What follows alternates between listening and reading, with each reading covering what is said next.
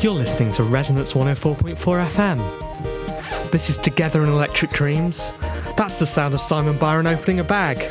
Or my trouser. It sounded like my flies, didn't it? We haven't started the show yet, have we? No. This is a preamble.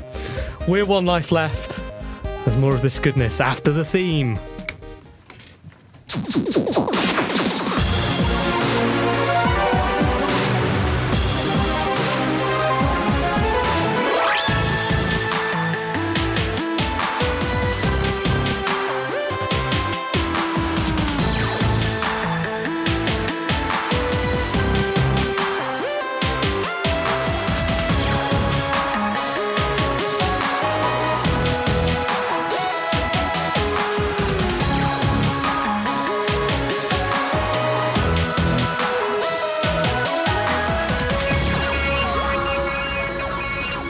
Hello, good evening and welcome to One Life Left. We're a radio show about video games. I'm Steve Curran. I am Simon Byron. And I'm Anne Scanslebury. How are you guys? Good. It's been a little bit of a rush to get in the studio this evening, hence me unzipping myself. I had to get the letters out and I didn't appreciate how it would sound. So if you've been listening to One Life Left over the last 9 years, 9 seasons, you'll know we don't stand on ceremony. It's a very relaxed atmosphere here today. Apparently so, yeah. Well, yes, chaotic getting in the studio these days. Where has the bike show gone? I'm not sure. Did I tell you about my bike show story in the off-season? No. So, Simon, I've enjoyed a very busy summer. I've moved house. Congratulations. From West London to South London, from Shepherd's Bush to Kennington. Right, that sounds like a song. Very nice building in Kennington. Quite house proud at the moment. Yeah, got a little bit smug. Right. You know, it's very nice block of Victorian tenement building. Look at what you've become. And I was doing that thing you do when you've got something in your life you're excited about. You Google it to see whether anyone else is saying anything nice about it. And I Googled it, and there were some people saying very nice buildings, very nice, very nice. And I thought, very good. Oh, I know what I'll do. What's more modern than Googling? Binging. Bing it. Yeah, exactly. I didn't Bing it, no one bings. I searched for it on Twitter. Okay. I was excited, and there were two hits on Twitter. And the first one was a lovely young woman saying, "Oh, I've just visited these buildings in South London. They're beautiful. I love them so much. I really want to move there." And I thought, "Oh, that's heartwarming." Second hit, the bike show. Really? Oh, here's a view from the top of this building. Isn't it nice? No, he's taking his bike up there. He got there before us there. That's bike show's equivalent of weeing someone to mark his territory. He pumped his tyres on the top of your roof just to show you who's the boss. Maybe he just cycled off the top and that's where he's gone. Right. Wait, they are no longer here. Yeah, I emailed him about it. I said, he'd said a nice view from SE1. I said, it's SE17 actually. No big deal. He said, yeah, had some really great times there. Past tense. He's moved on. Wow. So if you want to find out where Steve Curran lives, look at what the bike show tweeted and find a, in inverted commas, lovely young woman. Don't find an ordinary woman. Find out what they've been chatting about and go and stand outside. See you there. Can't wait to see you. Yeah, exactly. And how have you been? Oh, I've got a cold. Yeah, you looked a little miserable when you turned up today. Yeah, I'm just a little bit grumpy and a bit full of cold. Oh. The weather's changed. Summer's gone. The colds are here, and all I want to do is get under a duvet and probably have a sleep. Well, listeners, yeah, exactly, perfect. If you want to get under a duvet with Anne... Exactly, yeah. Google where Anne is. Hey, it's not just us in the studio today, though. No, it's not, thankfully. We've got someone here to brighten the mood. So, our guest today... I was going to try and do a sort of through the keyhole ramble, which seemed apt, given we've been talking about nothing but property. Have you seen Through the Keyholes come back? I did see it, yeah. Terrible man. And actually we announced him last week. It's Jasper Byrne, indie developer superstar. Jasper, hello. Hi, Jasper. Hello. Jasper, man behind Lone Survivor. Yes, and some other games. And some other games, and even when you're not making your own games, you're doing music for other people's games. Yeah, I've actually only recently got into games. It's been a change of career for me. And before making games, I used to make just music. Right. And that was for about 10 years or so. You don't look that old.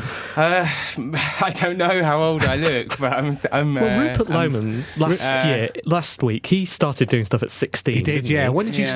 I mean, I'm 37 now. But Are you? Yeah. No. You cannot be 37. Yeah. No. We demand to see a passport. What do you eat? You've got such lovely hair.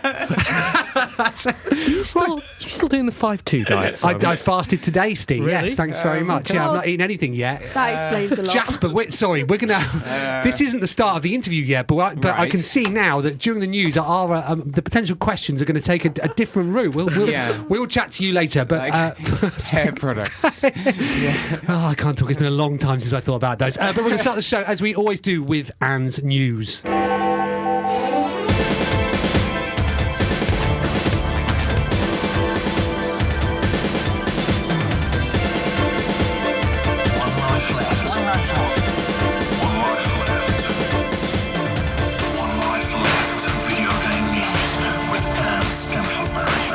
It's 7:06 on Monday the 16th of September. I'm Anne Scantlebury and this is the news.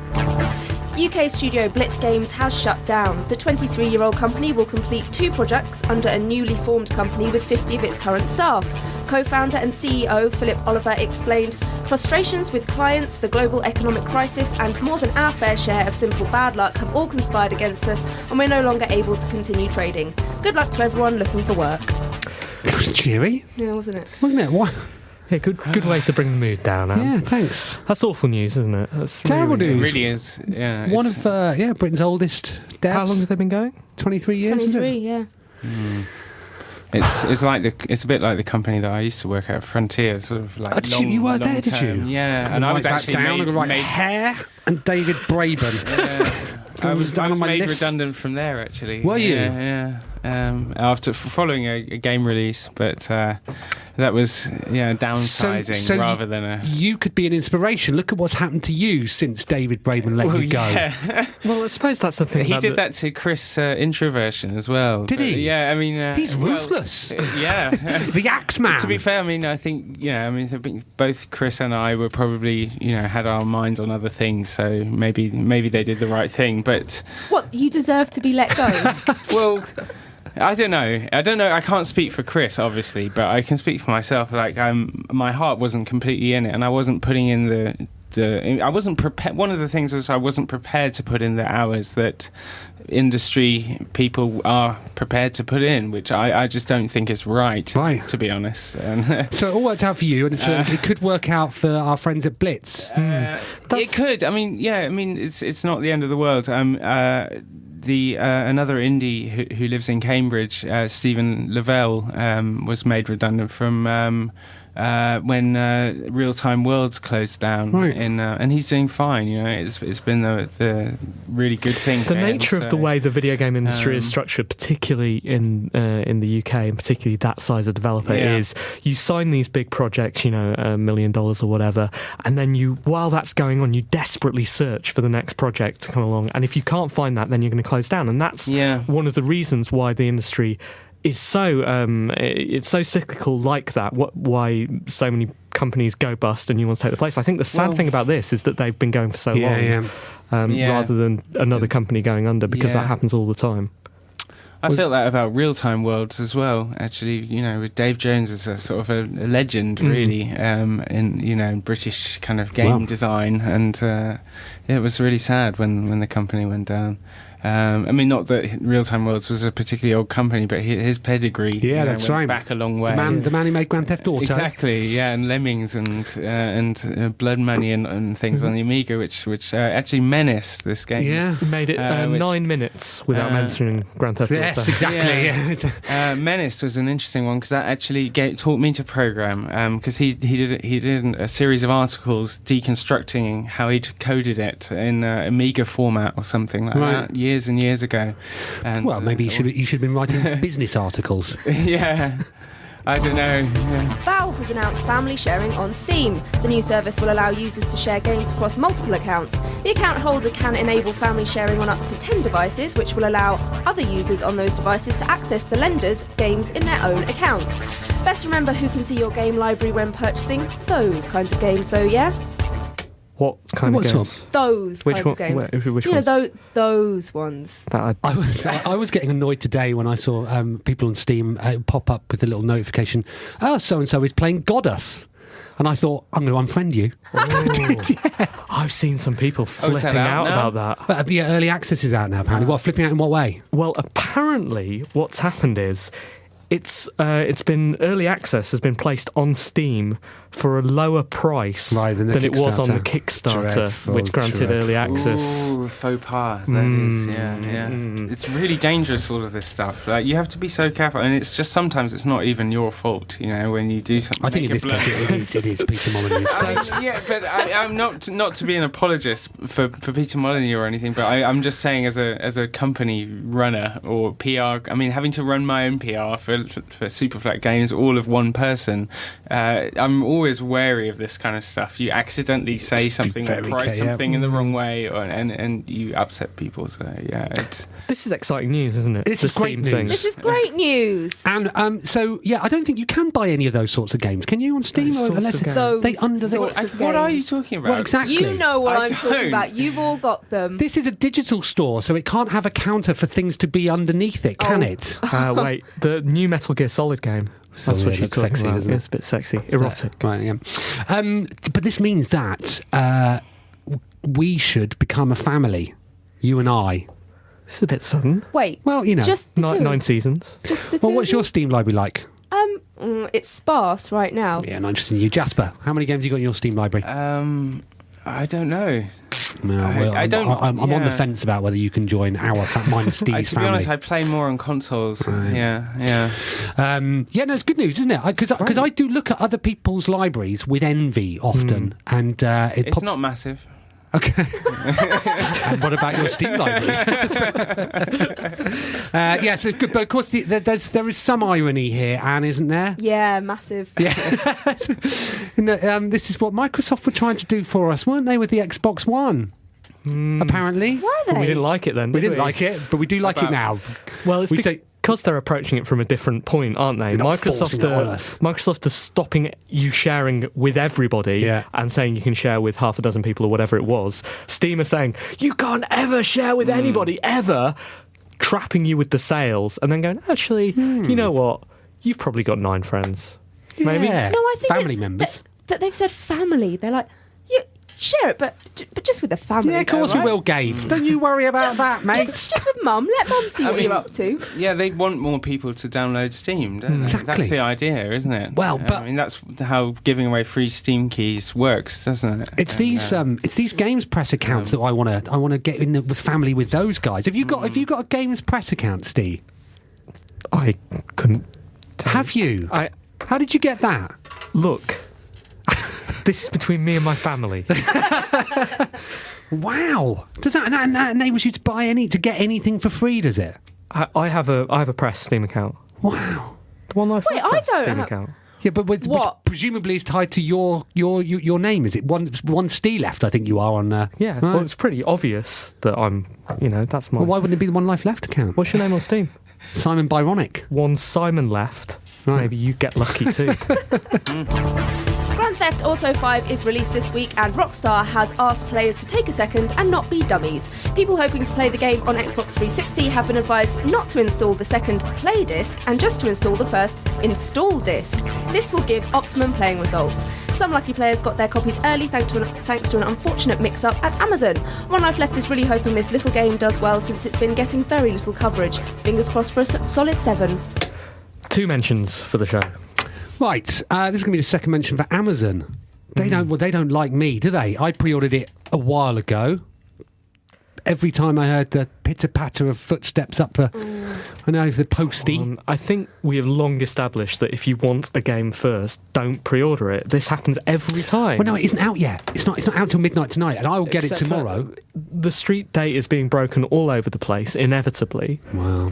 Yeah, if you Rockstar want are furious if you about it, need the apparently. game first, Go to Computer Exchange. They're selling it for £75 today. 70 people were getting it early from Amazon and giving it to Computer Exchange, and they were selling it for £75. That is ridiculous. For a day early. I'll sell anything. I'm excited about it. Are you? I am excited about it. Yeah, Talk me pre-order through it. that.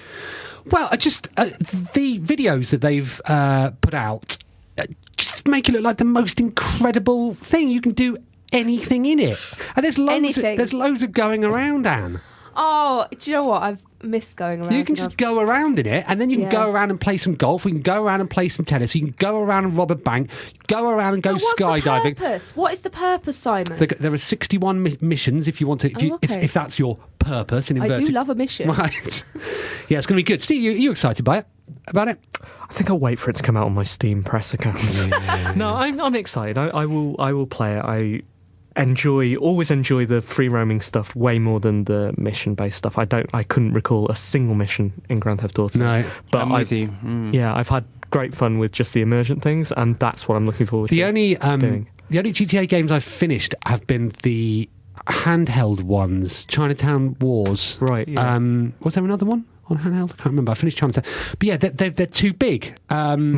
To make any sort of progression, but apparently this one is has a very definite path you can take. Apparently, it's the most finishable. Right. So if you wanna, someone raised an interesting point I saw the other day on Twitter, which was: do you think games like Saints Row and Infamous, which take a very extreme angle on the Grand Theft Auto universe, whether they've ruined Grand Theft Auto a bit? Because in Saints Row you can do ridiculous things right from the start. You can go and get a jump jet and fly around and scream around, right. you know. Infamous, you're jumping from building to building with these crazy superpowers. And Grand Theft Auto, you're a guy and you go and get a gun and then it slowly builds up. I assume that's the case with GTA 5 as well.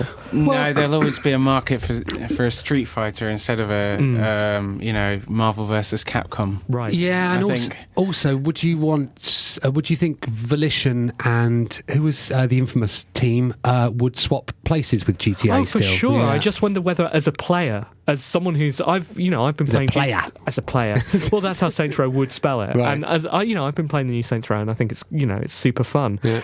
But I am slightly wary whether that's sort of spoilt GTA a little bit, and I'm sure it hasn't. I thought it was an interesting point, and Special Effect has launched a crowdfunding campaign for an eye-controlled games unit. The equipment can be used by people with limited or no movement to allow them to control a game with the movement of their pupil. The UK Games charity is looking for just under £6,000 to get the equipment that can be then loaned out. This sounds like an excellent idea. I was going to say to you, like, these news stories have not been funny, and that was case in point.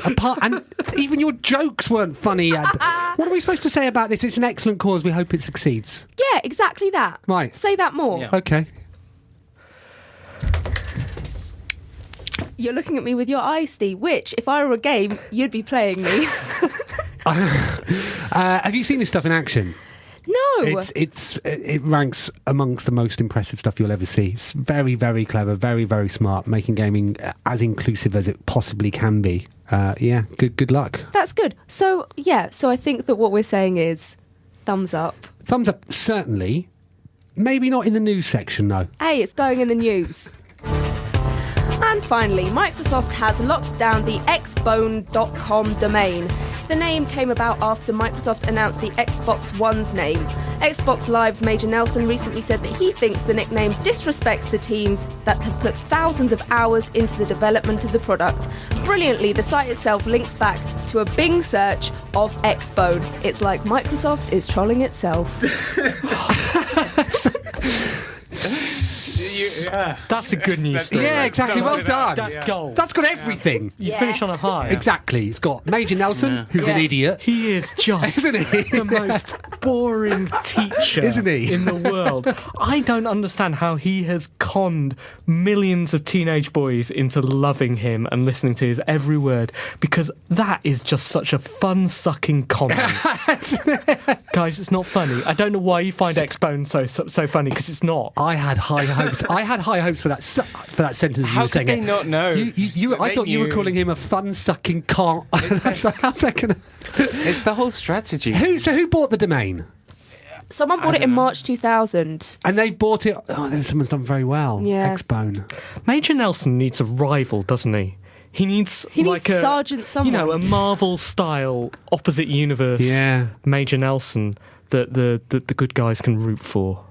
I don't know. Maybe that's up to us. Yeah. Maybe we can. Maybe that can be our thing, guys. Is he actually in the military? Yes, he is. Right, then we should be careful. No, he's not. In which case, we should not be careful. Where does Wait, who's Major Nelson? So what's his name? He's Larry Hirabor, something like that, isn't it? don't know And how to say his he's like surname. head of community at Microsoft. But isn't okay. Major Nelson his Xbox Live name? He basically he as I understand it, was a man who happened to use social media more effectively at the start of the Xbox's life more than anyone else, and therefore got pushed into this figurehead position, and now helms a lot of their, well, pretty much all of their social media stuff. He announces stuff. And, But Interesting. that Not comment, like Jorg Newman. Who's that? Jorg Newman, is it? Well, he could be Major Nelson's rival. Is that what you're saying? Yeah. So we're going to back him, York Okay. Newman. I used to work for, at Frontier. I worked on Connectimals. Did you? Yeah, and for my sins, and Disneyland Adventures as well. Right. The Frontier. Did you work on that? Connect Because games, again, I'd yeah. like to. I have great difficulty playing that with my son. I should mention that that was when I quit. So Right, good. Well, congratulations. yeah. I'm going to scrub you. Yeah.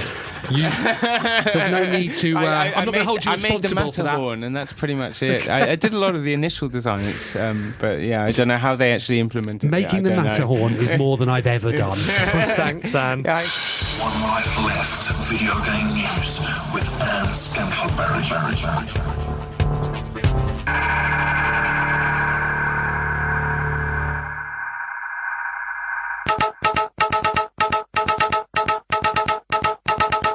Hello, I'm Sega Badawi, and welcome to One Life Left local news.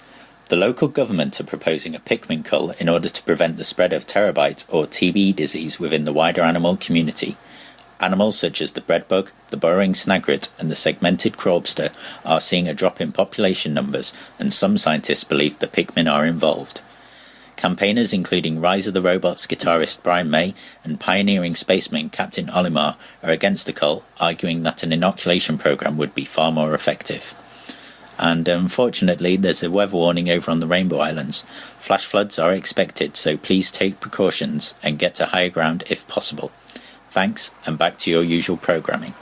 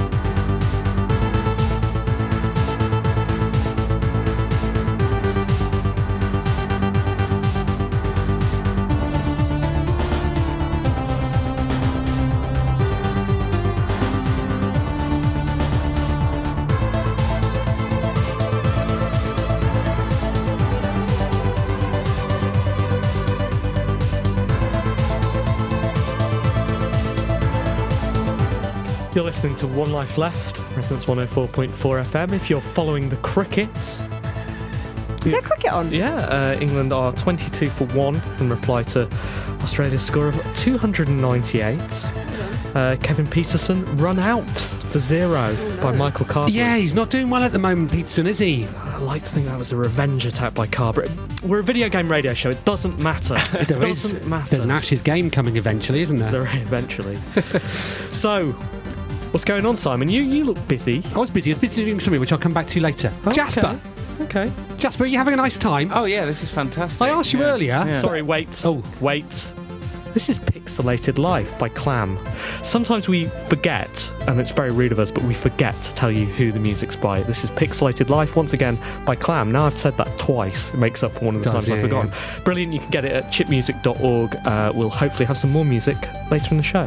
Sorry, continue, Simon. Good. Well, it's great to have you here. I cannot believe you're 37. How did that happen? This again.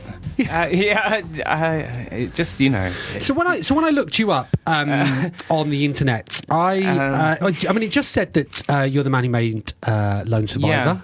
Yeah. Which you made on your own, didn't you? That's right, yeah. And you can check my Steam library and Steve's Steam library. Yeah. I mean, I can tell you that I've got Lone Survivor. Excellent. Yeah. Do you have it, Steve? Almost certainly. Yeah. I can tell you that I paid for it. Yeah.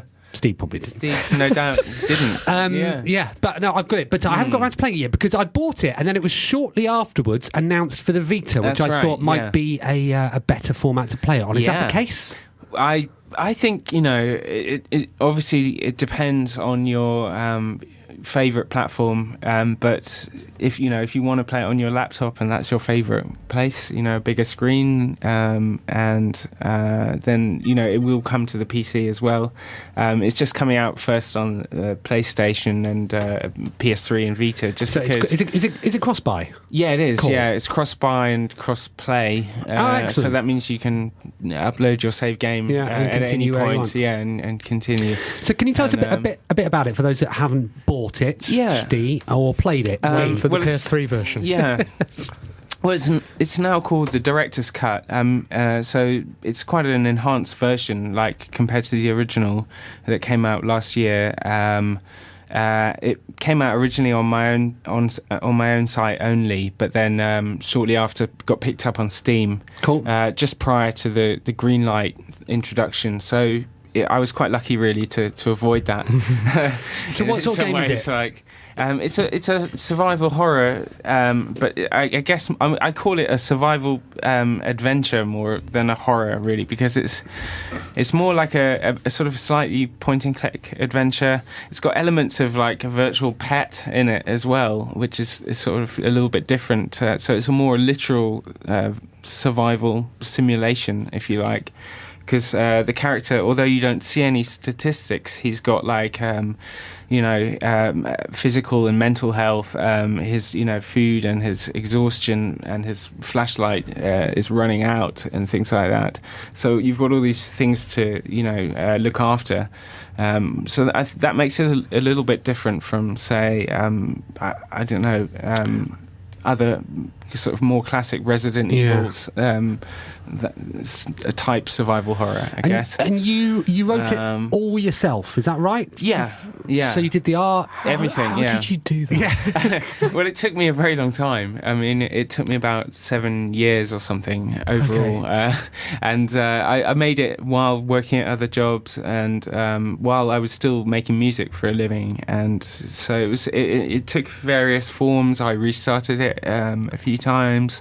What language is it written in? It's actually a mixture of two languages. I did one for the tools, which are quite kind of elaborate, and then another, which is this really old school language called Blitzmax, which I actually use for the new game that I'm doing.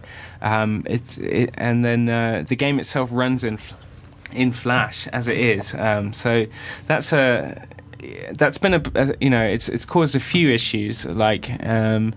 such as not being supported on Linux and stuff. Right. And so Those people get angry as well, don't they? That has caused me a few problems, and the lighting tech that I use in it is not supported on the iPhone, so I wasn't able to do an iPad version easily. So that might still come down the line. I'm not sure how I feel about touch controls for the game.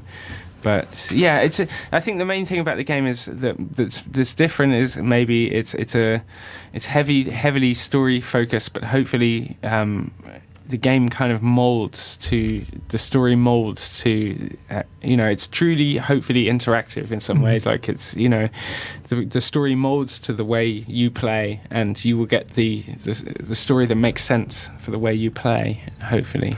And how's it translated to Vita and PlayStation? Have you had to put some touchscreen stuff in? Yeah, there's just a few concessions, really, just like things that I thought would work, and where I didn't really want to force things in. But yeah, the inventory and stuff is quite nice on there, and just like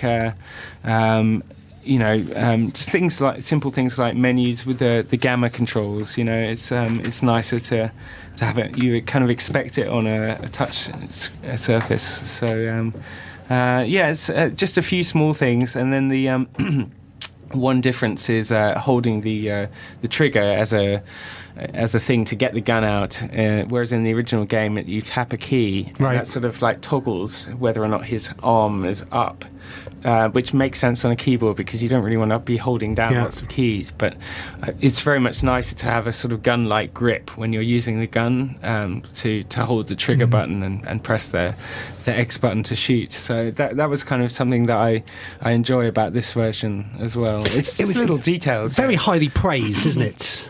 I was surprised. Yeah, I mean, it just spread really quickly. Like after was it free on your site? No. I always charged $10. Okay. I think it was on a small discount when I launched it, and then Steam took it for the same amount. What really got it out, I suppose, was getting it on the Humble Indie bundle. Yeah. And that was with the really big one.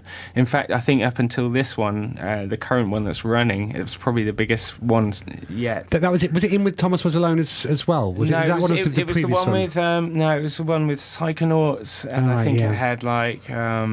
I can't even remember. Amnesia in there. It was really like heavyweight, basically. It was their biggest seller up until now.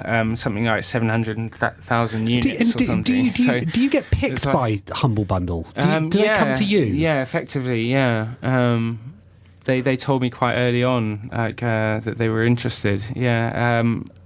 We're quite early on in the development of a game that we really haven't made much progress on. It could take us longer than 7 years. Yeah. They work in mysterious ways. I think so do we. They work in the way that Valve used to work prior to Greenlight, in that they just come to you, and quite often, and it's almost like the Men in Black just come and visit you, or something.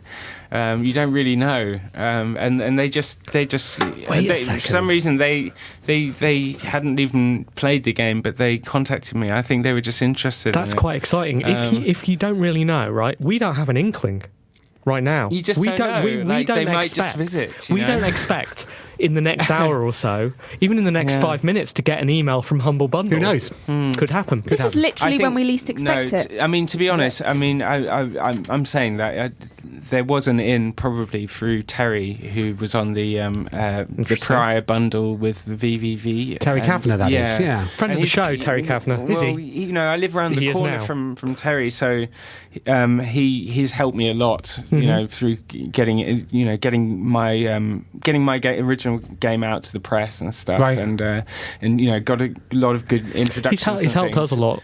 And I think with both Steam and with that, he'd probably given me a name, that was good to contact. We shared a plate of nachos with him. Yeah. So Did he start emptying things onto the table? He does that. Like he empties salt pots onto the table. Well, that's interesting, because I was about to ask you, so obviously if you're friends with Terry Kavanagh, when he might have said, "Hey, Jasper, how you doing? I've just made this game. What do you think?" Why wouldn't you say to him at that that point, it's too hard. I did say Simon's that. not going to be able to play I said it. that to him about V, and I said that about... Well, no, by the time Super Hexagon came out, I learned to trust his judgment. But I did say that about V. I said it was too hard, and he should make it easier. Well, he's doing right for himself, isn't he? Yeah, but he's doing it right. We could talk to you fine. forever, Jasper, but we need to push on with the show, and we'll be back to you in a second. Thanks for that. Messages and forward BCC. One life letters. What a lot of letters we had this week. A load of letters, didn't we? Almost as if there was something on offer. Yes. Rupert Lohman from Eurogamer came in last week, and he's offered us the last 2 Eurogamer tickets. Last 2. It's sold out. The only way you can get tickets Exclusive! is via us by winning by best letter. Aaron Tunney thought he'd be funny and just put Q down. That made me laugh. It's not even the best letter. Idiots. It isn't Scrabble. I like the email that we got. Oh, right, maybe. We got the press release. Did you see that today? Just to let you know that... Oh, no, not that one. Didn't like that. Didn't like that. Not the press release. Where's that one with the guy who said that their games had sold 600 copies? I didn't see that. Oh, no, it was Fuel Overdose. It was this one. Yeah, a guy said, while GTA 5, this is a press release received today, GTA 5 is about to hit the stores and break a new sales record. Skander Jerby, founder of iFrickia, is proud to announce that Fuel Overdose, available on the PlayStation 4 for PS3, is about to break a new record. Released in December 12 in Europe and March 2013 in North America, the game sold 600 units worldwide. Yes! Awesome. Well done, guys. That is good. Well done. Well done. What a great press release. That is how to deal with that sort of capitalism, isn't it? And okay, right, ready? Go on, yeah, you surprised me. I hadn't handed the letters out yet, so go on then, away you go. Dear team, says David Burrows, but since you demand we address it to one of you specifically, let's say, Steve. He thought about that when he chose me. Yeah. Last 9 months of gaming, continues David, have been quite an experience for me. I've explored Steelport, both gang-controlled and overrun by aliens in the Saints Row games. I battled across a city in the clouds in Bioshock Infinite, protected young Clementine as we journeyed across a zombie-infested America in The Walking Dead, and fought for survival in both Tomb Raider and Far Cry 3. But one experience still eludes me. One hidden gem of gaming remains aloof. One title as anticipated as The Last Guardian and as hotly debated as Half-Life 3. Pray tell, where is the One Life Left game? Yeah, good question. Yeah, that's what I That want is to a know. good question. And here's a great question. Well, he asked me. Yeah. Where is Yes, it? Steve. Well, I thought we left it in your hands, Simon. I thought you were learning how to use Game Maker. I was, yeah, and I haven't. Well, there's your answer, David. Exactly. It's in development. However, if you are listening from the Humble Bundle, don't let that stop you from getting in touch. Oh, he goes on to say, P.S. Do you inverts have a website we can visit? Last week's Melody critique was superb. It was. I believe their website is thedoyouinverts.blogspot.co.uk, but I'm going to check that while Simon reads out the next letter. Hi team, OLL and Jasper. Smiley face. 2 things. Firstly, a game suggestion for Anne. I've recently been playing Home, http://www.homehorror.com, which is a story-based horror game for iOS/PC. The game changes based on the player's choices and outlook upon the plot, and a playthrough of the game will take about an hour. So it is fairly short as well. Okay. Okay, Check noted. that. It's on my Thanks. list. Secondly, I have a question for Jasper Byrne. When will the special edition extra features for Lone Survivor (brackets PS3/Vita) be available for PC? Right. Well, that's hopefully as soon as I can physically do it after the PS3 After this release, PS3 and Vita release. I mean, because this has taken me being one person. It's taken my full attention. So we need to make you at least 2 people. Yeah. Yeah. Right. I mean, it would really be handy. Yeah. I would. I'm basically going to get it done as my next job. So it's the next thing in line. Great So, news. yeah. I imagine Thomas would be pleased. Thomas seems very cheerful. He says he concludes, great to hear One Life Left back on the radio. Thomas, another smiley. Oh, that's nice. Excellent. Dear Steve, Hello? I missed the conversation on Twitter, but your discussion of 8-player games played on a particularly large sofa got me thinking. I'd throw in Micro Machines V3 as an 8-player game, That's a good which game. was well worth the effort of cramming everyone in. I'd also nod towards my favourite game of all time, which is Chaos on the Spectrum. It's done on turns by passing the keyboard, but it probably counts because I don't want to live in a world where chaos doesn't count. In other notes, I miss getting money for writing drunken nonsense for Daily Radar circa 99. Man, yours, Kieran. Oh, Kieran. Kieran was one of the partners in crime when we were freelancing for Daily Radar back then. It was excellent days. Thanks, Kieran. Jasper, do you have a letter? I do. I have got a letter from Creighton de Simone from New York City. Right. And he or she says, your dear team, you asked on Twitter for people to write letters. Here I am writing you a letter, but I missed last week's show, so I don't know if there was an assignment. I'm downloading the show now. We'll update you if things change. That's from Creighton. Did we receive any updates? No, we haven't had an update, but thinking about it, considering that the best letter will win tickets to the Eurogamer Expo held here in London, and Crichton is in NYC. Maybe. I like the way he writes you a letter to tell you that he's down in the middle of downloading the show. Don't worry, we understand. Right, we need to rattle through these. David, I can't pronounce your surname either. It says David Just say David. Hi, I'm David. First time listener, first time emailer. I've recently been trying hard to score Eurogamer tickets, but so far to no avail. One such competition by a website who shall not be promoted posed a very thought-provoking challenge, which I thought I'd pose to you all. The challenge is to think up a fictional character, gaming or otherwise, and think of one upcoming game they'd look forward to playing. For example, Sonic the Hedgehog would probably be anxious to play Need for Speed Rivals for obvious reasons. What's your best pairing? We don't have time for that, David, but I liked how audacious you were in trying to blag your tickets, so you've got them. We will email you tomorrow. So, yeah, and just before we... so people should email in... team@onelifeleft.com. And just before we move on from that section, I just wanted to give the answers to last week's quiz. They were, of course, Shadow of the Beast, Bill's Tomato Game, Colony Wars, round 1, Round 2 was Alex Krotowski, Bill's Tomato Game. Emily Newton-Dunn, and Emily Booth. In order, for question 3, it was GTA, GTA 1, and then GTA 2, and GTA 3. And the final question, of course, Peter Molyneux is the odd one out. Of course. And just to update you on the website, I gave out a nonsense address for the Do You Inverts website earlier. It is the doyouinverts.bandcamp.com.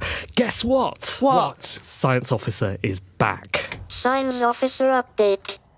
After over 3 years floating in deep space, this human specimen was eventually recovered from a damaged escape capsule.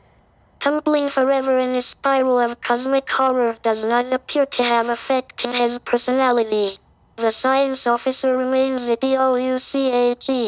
What's a douche? A douche. A total douche. An absolute douche. A galactic douche. Science Officer's audio log. 3 years? I've been out of things for 3 years and they still haven't come up with anything better than audio logs? Nothing clear? Nothing without that crackle? Come on, that's insane. As a species, we invented warp technology years ago, and you're telling me we don't have a crackle-free audio log app yet? I'm sorry, where were we? You were asking what I remember from the event, and I'm trying to tell you everything, but it's a little fuzzy. I remember I was the science officer on a ship, a massive ship, and we were cruising around the galaxy, kicking ass and taking names, recruiting special operatives to deal with some major galactic disaster. It felt like we were fighting the good fight, the Paragon fight. I knew that because our captain was always picking up sexy scientists, sexy warriors, and sexy blue aliens. But near the end, our big old ship took a big old hit, and when the newbies freaked out, it was left to me and the captain's favorite bunkmate to try and fix things. It worked. It really worked. It worked right up until the moment the nose cone sheared off and introduced the vacuum of space to the entire ship. I watched colleagues explode like bloody piñatas.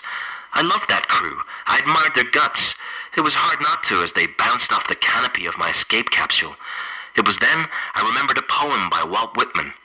Oh, Captain, my Captain, our fearful trip is done. The ship has weathered every rack. And then I thought, if it wasn't for our captain's interest in racks, maybe we wouldn't be so fracked. The end. Welcome back, Science Officer. It's time for our review section. Simon, what have you been playing this week? I have been playing, and I'm very close to finishing, Tomb Raider. Ooh. Yes. the original? Well, no, the new one. But the reboot. It is, it's confusing, isn't it? They do this. It's taken me a long time to get round to playing it, but now I'm in it. I'm really, really, really enjoying it. It's excellent. I think it's taken the best bits of Tomb Raider, the things that made that great, which is the sort of sense of scale, the puzzles, the exploring, with a little bit of sort of Far Cry 3, so you can kill animals, which is what I took from Far Cry 3, and Uncharted, so these sort of epic set pieces and stuff. And it's just done really, really well. Lara, it's supposedly a sort of a prequel to Lara's adventures, and it's just completely epic. I really, really like. I'm just having the best time with it. I'm close to the end. Lara, much was made of the sort of plot and how vulnerable and stuff like that she is in it, and I think it really makes a difference. Like, even not just down to what she's saying or the plot, but I think the way that Lara reacts to the environments. When she walks past flames, she'll put her hands up. When you crawl through tight spaces, apparently they've got a cinematographer in, so it really zooms in the camera, this feeling of claustrophobia and stuff like that. And it's just enormous fun. I'm looking forward to finishing it, but I'm also not looking forward to finishing it because then it will be over. It's taken me a while to play it. If it's taken you as long as this, rectify that now. Go and play it. It's excellent. 7 out of 10. I've been playing Diablo 3. It's really good. Is it? Yeah. What? I wouldn't have had you down as a Diablo player. No, but you know what, Simon? I'm trying to branch out into all different kinds of games. So what are you doing it? You do go around. Oh, excellent. You like that, don't you? So it starts off brilliant. I started playing it and my flatmate walked in just as they were doing the beginning bit where it's just them chatting and sets the whole thing up, and she just goes, "This isn't a video game, is it? This isn't a video game. Doesn't look like one. That's amazing." And then this big comet comes down from the sky and crashes into this church, and she's like, "No, wow, this is incredible." What has she been playing on up until now? I think she was actually on the show a while ago when we were doing No Continues, and I try and erase those. Yeah, shows, but she had trouble actually switching the computer on. So she'd be constantly amazed by everything. Yeah, she really is, and so was I. It's really good. So this thing crashes into a church. It's a big comet, basically, but then the dead start rising. No. And you have to go around and kill them. Hey! It was brilliant. I got a bit bored of all the killing. So it's good. So it's brilliant until it's boring. Like, I've been playing it for a few hours, and I was like, guys, I mean, we get it. I can definitely kill these things. You don't have to have so many coming at me all of the time. Like, it's fine. I'm going to go to that place, I'm going to kill them, and then I'm going to go over there. So why don't we just cut this out and just have the cutscenes, which apparently you and your flatmate love? We love them. It's like a little film, isn't it? No, but I really enjoyed it. That's the question. Yeah. Yeah, exactly. No, but I like films where then I get to make them walk around for a while. Yeah. So it's good. The characters that you talk to seem... I don't think that I was particularly invested in them, but I feel as though I got more and more invested in them as I was going through it. So yeah, it's good. Definitely play it if you really like killing and going around and excellent. dark and the Dead Rising. I'll give it 7 out of 10. You're going to love Dead Rising. Yeah. Brilliant. Jasper. I've been playing Shadow Tower, a game that's never been released over here, as far as I know. It might have been released in America, maybe, but I've had to get an emulator up and running to get it working. What is it? I've actually bought it, but I bought a Japanese one which I can't play, and then I sort of bought the ROM, or acquired the ROM. I hate it when that happens. Yeah, but at least I can sort of say that I've got it. What is it? It's a sort of precursor to Demon Souls. So Kingsfield, yes, it's from that series. Right. But it's actually one difference is completely silent. There's no music, very much like Demon Souls and Dark Souls, which gives it a very similar atmosphere. And it's a first-person dungeon crawler. Yeah. So you walk around the corner and a spider just bites you in the face and you die. It's really terrifying. Oh. Like, you can always die within about 2 foot of the the starting point in the game. It's a sort of running joke with all the early, Kingsfield and Shadow Tower games. But it's you can walk into lava by holding the wrong direction when the game starts. That sort of thing, which I find it hilarious. I don't know, just trying to avoid the really unfair level design in a way, not unfair, but it's complete memorization, I suppose. You have to just remember that something's going to jump out at you here, and then a skeleton that's going to bite your head off when you come around this corner. And if Demon Souls and Dark Souls are like that, because the enemies aren't particularly hard on their own, but the environment combined with them is a nightmare. The thing with those games is that the I'm fascinated by that. Yeah, but with those games, it's that there's always a way to there's a something. trick. It is. It's memorization. It's learning. That there's one trick for this, one trick for that, and I think that's actually kind of the theme of my new game. So one of the reasons I'm playing it is research for the new game that I'm doing. I'm just going through From Software's old back catalogue, basically. Jasper, didn't we have a chat and you said there's something I can't tell you about, and then you said that's my new, and then you've done it voluntarily. Oh no, I can. Tell us about your new game. I can mention the game, all right. Yeah, that's no problem. So what's it called? It's just something to do with it. But it's called New Game Plus, and it's not going to be out for a good while. But I've been working on it for about a year and. It's not going to be out for 6 years. So. Another 2 years maybe or something. This time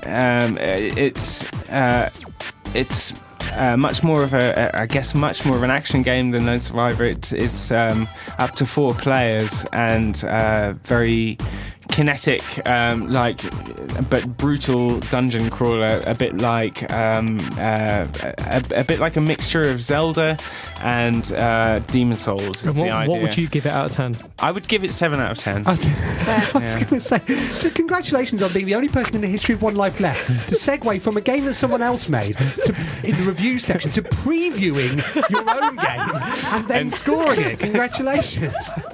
It's Craig the Rage McLelland. He gave up an evening of Minecraft for this. It was his first date in over 5 years, a blind date with the sceptical acquaintance of a well-intentioned female friend. A friend who was unaware that he was hopelessly in love with her and had been for as long as they'd known each other. He arrived at the restaurant 5 minutes early, but she was already there waiting outside, petite with a kind, slightly meerkat-like face, and smoking what he thought was a cannabis drug cigarette. "Oh, hi," he said. "Teresa?" "Oh, yeah," she said with a little difficulty, her breath still sucked in. He wore a light grey t-shirt that was at least one size too small, tucked into very light, stone-washed jeans, with a belt that cinched the yielding fat of his waist in a way that she thought seemed aggressive to the point of self-harm, but probably meant nothing at all. On their mutual friend's advice, he made an effort to take the lead conversationally, but soon found himself chattering anxiously about a book he was reading, which described how to achieve astral projection through making small but significant changes in your diet. He explained that by dramatically increasing your protein intake, you were meant to be able to travel continents in your sleep within 6 weeks. But, he went on, unable to staunch the mad flow of words from his mouth, this was a potentially expensive diet, and he was not a wealthy man. And he had soon found himself hopelessly egg-bound, ironically confined to his downstairs toilet for hours at a time, intermittently sweating, clutching the porcelain, and idly leafing through an old copy of Mojo magazine as his intestines slowly worked away at yet another punishing 24-egg omelette. In time he gave up attempting to stop the relentless haphazard tumble of words. They just seemed to keep coming, pulled from within him by a force unknown. She just sat there nodding, her face growing warm and crimson, in what was actually an allergic reaction to the wine. He reached for his wallet, with what he hoped was the attitude of a man intent on paying the bill, but not so much so that it would dissuade her from offering to pay half, an offer which he fully intended to accept. "I'll call you tomorrow," she chortled over her shoulder, and all he could do was stand there and beam after her, suddenly mute with happiness. Of course she didn't call tomorrow, or ever, and he later wondered why she had bothered being so specific with her lie.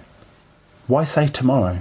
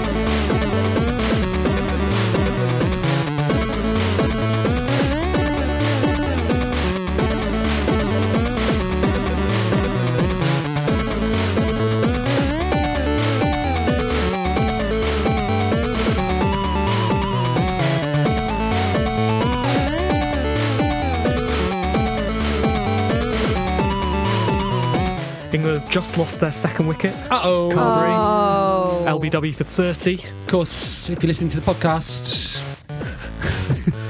This is long gone. Yeah, that's right. You'll know this already, but maybe it ends happily. Let's say it does. Yeah. Like every show. It's been a good one today, hasn't it? It's been nice. An excellent guest, haven't we? We've still got 5 minutes left. What should we do with him? How do you look so young? How's the 5-2 diet going? It's all right. I think I'm getting used to the days when I'm not eating. So, Right. you know. Do you not eat at all? Well, the idea, Steve, is to have 600 calories on a day, and I was told that the best thing to do is to ignore breakfast and lunch and just have a normal meal in the evening. Oh, So I've heard the I'm opposite. looking forward to that later. What? Have breakfast. No, they say spread it out. Spread it out. I'm hoping that my body will go into panic. Part of the reason I at Gamescom I ended up taking my top off to show industry men how wide I'd become. I've got a 39-inch waist if you measure it around your belly button, Steve, not your waist. Interesting. Yeah, I'll file that alongside your Steam statistics. That's right.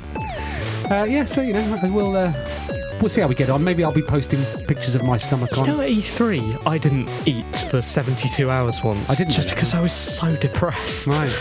It was so awful, and my friend Sarah found me on the stairs of E3, just staring into the mid-distance. Sorry, Jasper. I think I know how you felt. Yeah. You got catered. You had a barbecue place this year.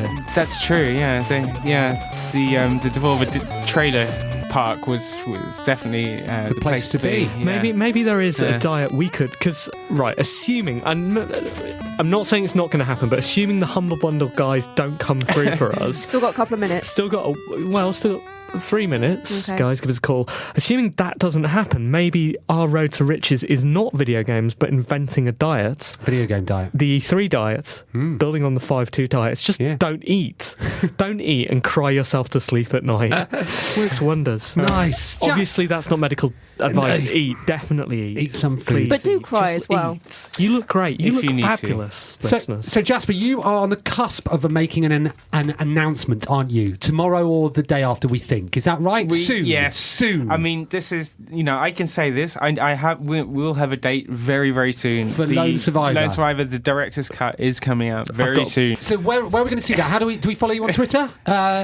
Yes, at Jasper Byrne with capitals. I don't know. Does Doesn't that make matter a on Twitter, difference? No. Cool. Well, thank you ever so much for coming in. It's been great to my have you on. pleasure. And it's been brilliant to meet you as well. Yeah, likewise. So that's good. Next thanks week for we are having going to me. have Tim Constant on, who's making Tiki Taka Soccer. That's exciting. Isn't it? Wow. Okay. So if you've got any questions for Tim, you should email, team@onelifeleft.com. and we will try to find you a prize for next week. won't Yes. Could we be a will. good one. Might not. we? Could be terrible. Could be a good one. Could be something Anne's drawn. Who knows? But it would certainly be worth winning. Good. Right. Are we all off to the midnight opening of HMV, if that's still going?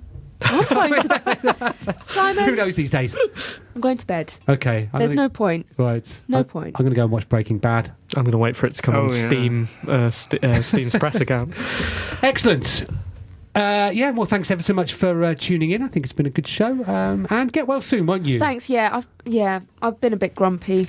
Cool. Jasper, thanks for coming in. Steve, continue on your property empire. I'll do what You can I afford a house because you're not buying any Steam games. There's a lesson for us all there. We'll see you all next week. Bye. Bye. Bye.